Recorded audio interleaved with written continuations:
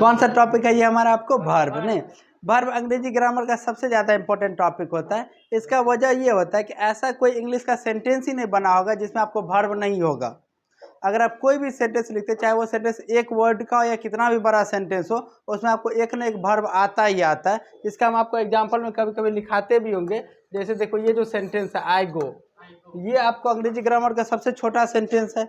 इससे छोटा तो नहीं हो सकता है। ये 1 2 3 ही अल्फ़ाबेट है इसमें, है कि नहीं है? फिर भी अगर आप ऑब्जर्व करेंगे तो ये क्या हो गया आपको सब्जेक्ट, और ये क्या आपको वर्ब है। एक ना एक आपको वर्ब आ ही जाते रहता है। समझ में आ रहा है ना? तो अंग्रेजी ग्रामर में आप कोई भी सेंटेंस लिखोगे उसमें आपको एक ना एक वर्ब आ ही जाता है। इसीलिए हमें वर्ब को खूब बढ़िया से समझने की बहुत ही ज़्यादा ज़रूरत होती है। इसीलिए आज हम लोग क्या पढ़ रहे हैं? आपको वर्ब। अब नॉर्मली हम लोग वर्ब के डेफिनेशन वगैरह समझेंगे नहीं कि व्हाट इज वर्ब, वर्ब आखिरकार होता क्या होता है। तो नॉर्मली वर्ब का यही दो डेफिनेशन आपको सबसे ज़्यादा बताया जाता है। कौन सा? कि verb is an action word. नहीं, क्या बताया जाता है आपको? Verb is an action word, या फिर इसी को लोग बोलते रहते हैं कि आपको verb is a doing word. आप जो बचपन से पढ़ रहे होंगे तो नॉर्मली यही डेफिनेशन सबसे ज़्यादा आपको पढ़ाया और बताया जाता है कि वर्ब का मतलब ही क्या होता है आपको? एक्शन वर्ड या फिर डूइंग वर्ड। ये दोनों ही आपको सेम ही होता है, जिससे हम लोग किसी सेंटेंस में किसी काम को करने का बोध होता है। एक्शन से क्या होता है आपको? हम लोग किसी सेंटेंस में किसी काम को करने का बोध होता है, उसे ही हम लोग क्या कहते हैं आपको? Action word. जैसे मूवी वगैरह में आप लोग एक्शन देखते हैं ना? नहीं, कौन सा मूवी, साउथ या भोजपुरी वाला? नहीं, उस समय थोड़ा सा बढ़िया एक्शन होता है। नहीं, जो भी काम हो रहा है सेंटेंस में उसे ही हम लोग क्या कहते हैं आपको? वर्ब। क्या कहते हैं उसे हम लोग? वर्ब। लेकिन इसी डेफिनेशन से आपका काम आगे नहीं चल सकता है। ठीक है, अगर आप सिर्फ और सिर्फ इसी डेफिनेशन से अगर हम लोग चिपके हुए रहेंगे तो आपका सेंटेंस नहीं बन पाएगा और आप कई जगह पे गलत हो जाएंगे, क्योंकि ये डेफिनेशन आपको बच्चों वाला था। अब हमें थोड़ा सा इससे आगे बढ़ना होगा। इसके लिए हम आपको एक डेफिनेशन लिखा रहे हैं, और ये देखिए, कलर बदल लेते हैं। नहीं, क्या आ जाएगा आपको? अ वर्ड मतलब ऐसा शब्द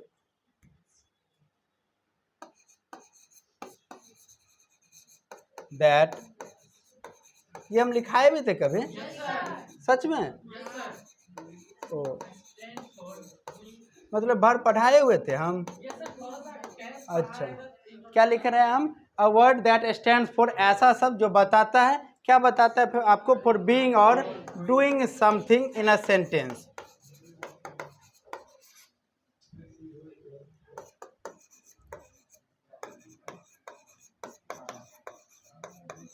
देखिए क्या लिखा मैंने आपको? अवर्ड। अवर्ड का मतलब क्या हुआ आपको? ऐसा शब्द दैट स्टैंड्स फॉर, स्टैंड्स मतलब जो बतलाता है, क्या बतलाता है आपको? बीइंग और doing something in a sentence.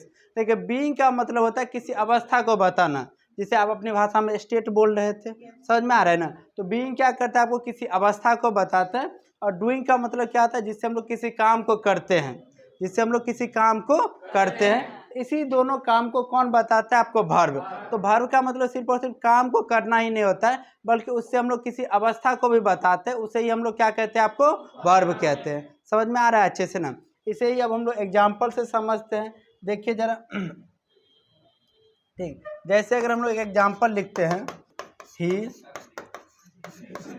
ये भी अच्छा नहीं दिख रहा है। क्या सेंटेंस है आपको? He is playing cricket. क्या सेंटेंस है आपको? He is playing cricket. अगर आप ऑब्जर्व करेंगे तो इसका हिंदी क्या हो जाता है आपको? वह क्रिकेट खेल रहा है। क्या हो जाता है आपको? वह क्रिकेट खेल रहा है। इसमें कौन सा काम हो रहा है? खेलने का काम हो रहा है। ये जो प्लेइंग है, यही प्लेइंग क्या हो गया आपको? वर्ब हो गया। क्या ये आपको? वर्ब। बट ये किस फॉर्म का वर्ब है आपको? डूइंग फॉर्म का। किस फॉर्म का वर्ब है आपको? डूइंग फॉर्म का। क्योंकि इससे किसी सेंटेंस में किस बात को हम लोग दिखाते हैं? कि कोई काम हो रहा है। क्या हो रहा है आपको? कोई काम हो रहा है। बट अगर हम लोग यहीं पे एक और सेंटेंस लिखते हैं, जैसे ही इज अ प्लेयर। क्या लिखा मैंने आपको?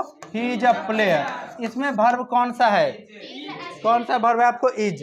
क्यों? क्योंकि इज क्या बता रहा है? इसके खिलाड़ी होने की अवस्था को। किसको बता रहा है आपको? खिलाड़ी होने की अवस्था को। ये यहाँ पे इज वर्ब है, लेकिन ये इज किस फॉर्म का वर्ब है आपको? बीइंग फॉर्म का वर्ब है। किस फॉर्म का वर्ब है आपको? बीइंग फॉर्म का वर्ब है। समझ में आ रहा है अच्छे से ना? अब तो वर्ब का आपको नॉर्मल डेफिनेशन समझ में आ गया होगा कि वर्ब का मतलब क्या होता है? जिससे हम लोग किसी काम को करने का बोध होता है, या फिर उसे किसी अवस्था के होने का बोध होता है, उसे ही हम लोग क्या कहते हैं आपको? वर्ब कहते हैं। समझ में आ रहा है अच्छे से ना? अब हम लोग आगे बढ़ेंगे टाइप्स ऑफ वर्ब के बारे में। किसके बारे में बढ़ेंगे हम लोग? टाइप्स ऑफ वर्ब के। इसको, ये क्या आपको? Types of verb. तो नॉर्मली जो वर्ब होता है वो आपको दो ही टाइप्स के होते हैं। वर्ब कितने टाइप्स के होते हैं? आपको दो ही टाइप्स के होते हैं। पहला जो होता है उसे हम लोग क्या कहते हैं? आपको मेन वर्ब या फिर प्रिंसिपल वर्ब, मेन वर्ब या फिर प्रिंसिपल वर्ब। दूसरा जो होता है उसे हम लोग कहते हैं ऑक्सिलरी वर्ब या हेल्पिंग वर्ब, ऑक्सिलरी वर्ब या हेल्पिंग वर्ब। समझ में आ रहा है अच्छे से ना? देखिए तो वर्ब कितने टाइप्स के हो गए? आपको दो टाइप्स के। देयर आर, देखो एकदम विद्वान बन गए ना। तो there are two types of verb. पहला क्या हो गया? आपको हल्ला नहीं करना है अभी आज। कौन सा हो गया? आपको मेन वर्ब, जिसे हम लोग एक और दूसरा नाम क्या मैंने आपको बताया था? आपको principal verb.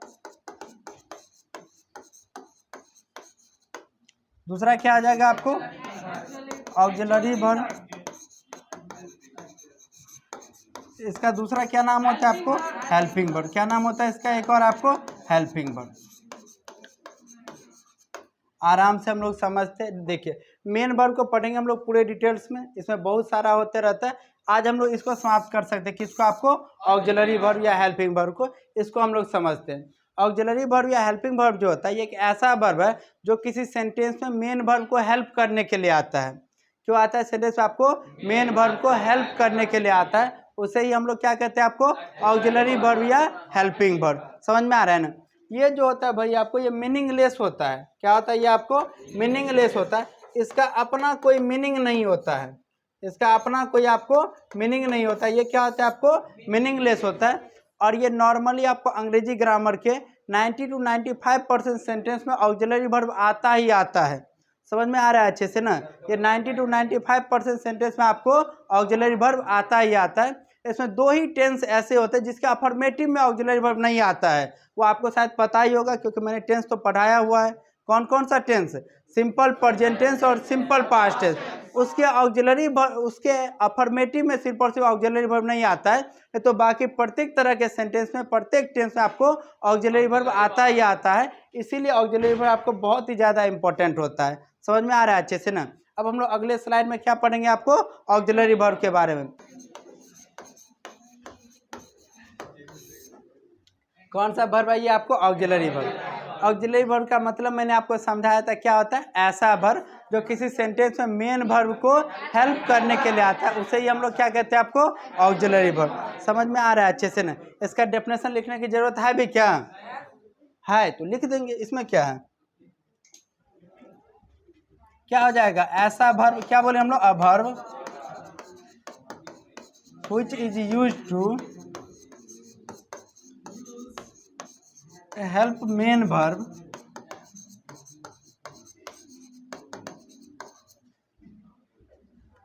in a sentence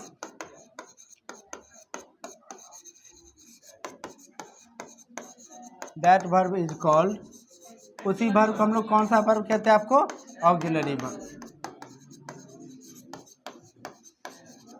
समझ में आ रहा है अच्छे से ना? आराम से हम लोग समझते। क्या लिखा मैंने? A verb. अ वर्ब मतलब ऐसा वर्ब व्हिच इज यूज्ड, जिसका यूज होता है क्या करने के लिए? आपको हेल्प करने के लिए। किसको हेल्प करता है? आपको यह मेन वर्ब को।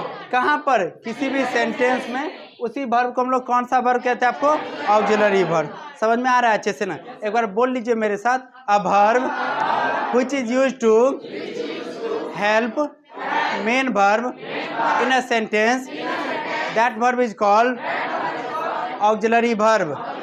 समझ में आ रहा है अच्छे से ना? अब हम लोग इसके नंबर्स के बारे में बात करेंगे। ऑक्सिलरी वर्ब टोटल संख्या में कितने होते हैं? आपको 24। कितने होते हैं? आपको 24। वो तो शायद आपको हम याद भी करवाए हुए हैं ना, एक बार और लिख लेते हैं। नहीं क्या हुआ? अच्छा कब लिखा है? तो उसके लिए डेली आओगे तो पता चलेगा ना। तो लिखाए हुए थे ना, देखो आप लोग को जोर से बोलना पड़ेगा ना। There are total 24 auxiliary verbs. Total कितने ऑक्सिलरी वर्ब्स होते हैं? आपको 24। ठीक, यहाँ पे एडजस्ट हो जाएगा ना? थोड़ा सा छोटा कर देंगे तो हो जाएगा। चलिए देखिए 24 कौन कौन सा होता है? आपको इज, एम, सबका सब विद्वान सब है, बाहर में आवाज भी नहीं जाएगा उसमें अच्छे से, ठीक ना? हैव, हाँ,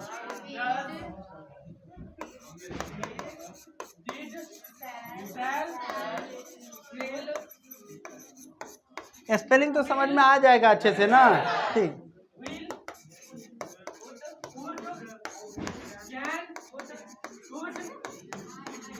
सारा बोल लेगा नहीं।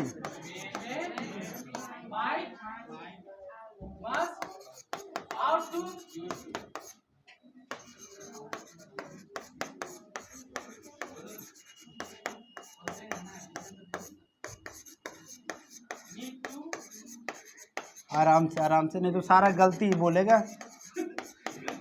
हाँ, चलिए देखिए, यही 24 के 24 के आपको ऑक्सिलरी वर्ब्स। एक बार हम लोग मेरे साथ में बोल लीजिए, आप लोग भी बोले। Is am are, was were, has have had, do does did, shall should, will would, can could, may might, must ought to, need dare, use to. समझ में आ रहा है अच्छे से ना, कोई दिक्कत भी?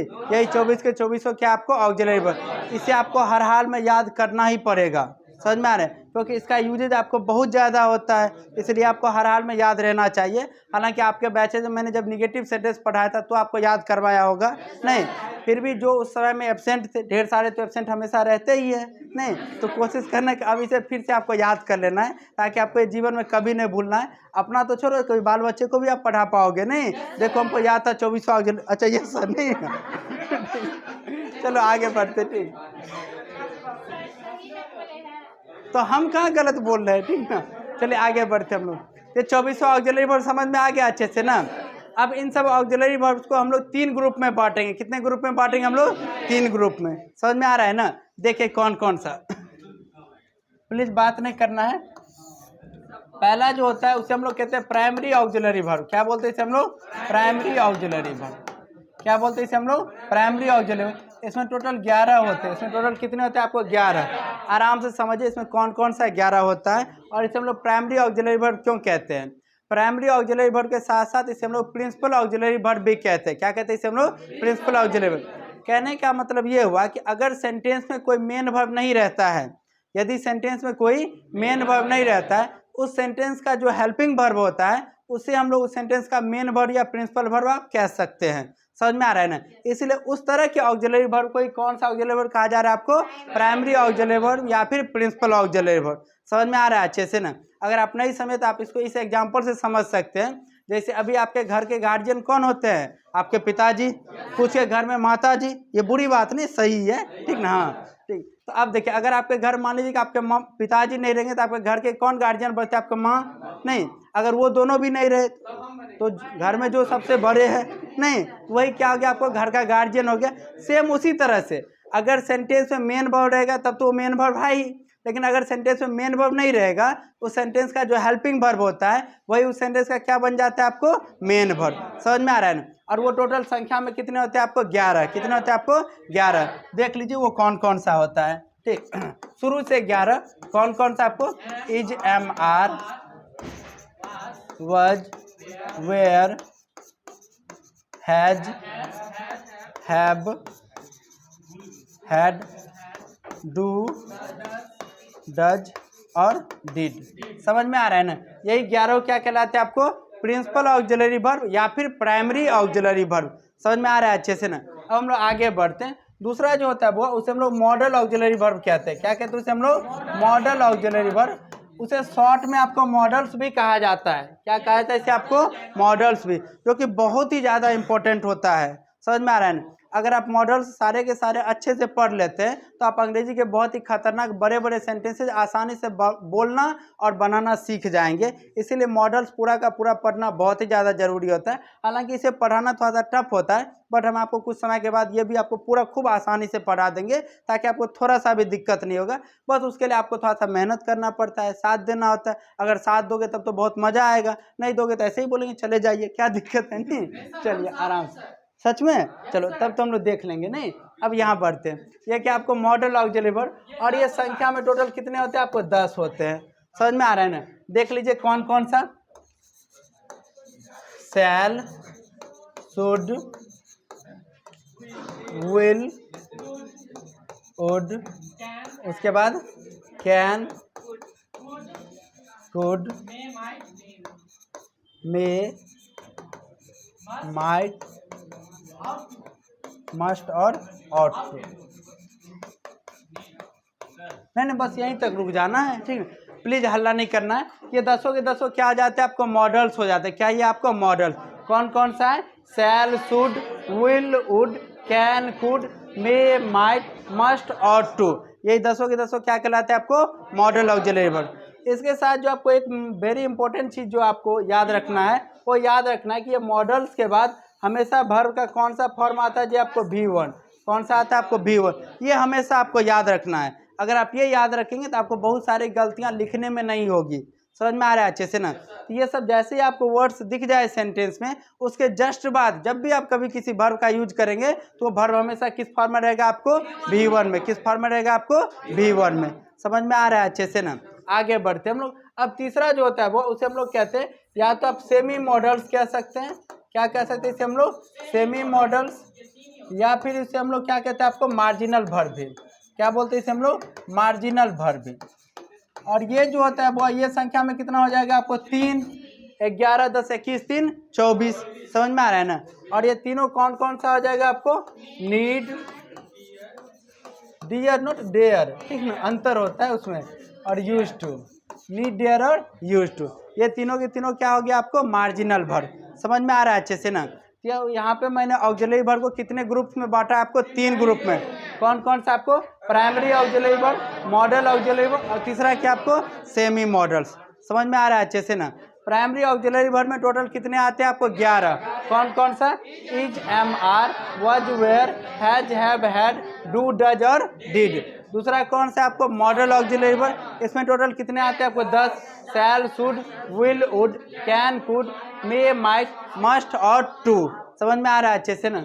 नेक्स्ट क्या आपको, सेमी मॉडल्स, इसमें टोटल कितने आते हैं आपको, 3 ही। कौन कौन सा, नीड, डेयर और यूज टू। समझ में आ रहा है अच्छे से ना। ऑक्सिलरी वर्ब यहाँ तक समझ में आ गया अच्छे से ना। अब इसमें हम लोग एक ही बात और लास्ट समझेंगे, वो ये होता है कि कुछ ऑक्सिलरी वर्ब्स को हम लोग 2 ग्रुप में बांटते हैं, टाइम के अकॉर्डिंग। किसके अकॉर्डिंग आपको, टाइम के अकॉर्डिंग। और वो टाइम कौन कौन सा हो जाएगा आपको, प्रेजेंट टाइम और पास्ट टाइम। कौन कौन सा आपको, प्रेजेंट टाइम और पास्ट टाइम। इधर अच्छे से ध्यान देना है आपको। 2 हम लोग ग्रुप बना लिए। कौन कौन सा आपको, प्रेजेंट टाइम और पास्ट टाइम।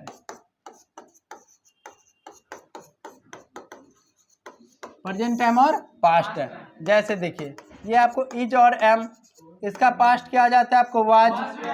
बस आराम से वाज ही होता है। वेयर किसका पास्ट होगा आपको, आर का। किसका आ जाता है आपको, आर का पास्ट क्या जाए आपको, वेयर। समझ में आ रहा है अच्छे से ना, एकदम आराम से समझना है। उसके बाद देखिए डू और डज, क्या है वो आपको, डू और डज। इसका पास्ट क्या आता है आपको, डिड। शैल का पास्ट क्या आता है आपको, शुड। विल का पास्ट क्या आता है आपको, वुड। प्लीज हल्ला नहीं करना है। कैन का पास्ट क्या आता है आपको, कुड। मे का पास्ट क्या आता है आपको, माइट। समझ में आ रहा है अच्छे से ना। अच्छा इसका बताओ, मस्ट का पास्ट क्या आता है आपको, और टू। नहीं, यही सबको दिक्कत होते रहता है, ठीक। मस्ट का पास्ट होता है आपको, हैड टू। मस्ट का पास्ट क्या आता है आपको, हैड टू। समझ में आ रहा है अच्छे से ना। आपको ये याद तो होगा नहीं, ठीक। तो सारे के सारे लोगों को याद रहता है, नॉर्मली लोग इसी को भूल जाते रहते हैं। किसको आपको, कि मस्ट का पास्ट क्या आता है आपको, हैड टू। इसी को थोड़ा सा अलग से अटेंशन देकर अगर आप याद कर लोगे तो आपको जीवन भर याद रह जाएगा। समझ में आ रहा है अच्छे से ना। एक बार मेरे साथ प्रैक्टिस कर लीजिए। इजाम का पास्ट क्या आता है वो, आर का, do, does, shall, will, can, may, must. समझ में आ रहा है अच्छे से ना। ऑक्सिलरी वर्ब हमारा पूरा का पूरा समाप्त हो गया। समझ में आ गया खूब बढ़िया से ना। ऑक्सिलरी वर्ब में थोड़ा सा भी दिक्कत भी है किसी को, सच में ना। चलिए तो आज के लिए हम लोग इतना ही रहने देते हैं, नहीं।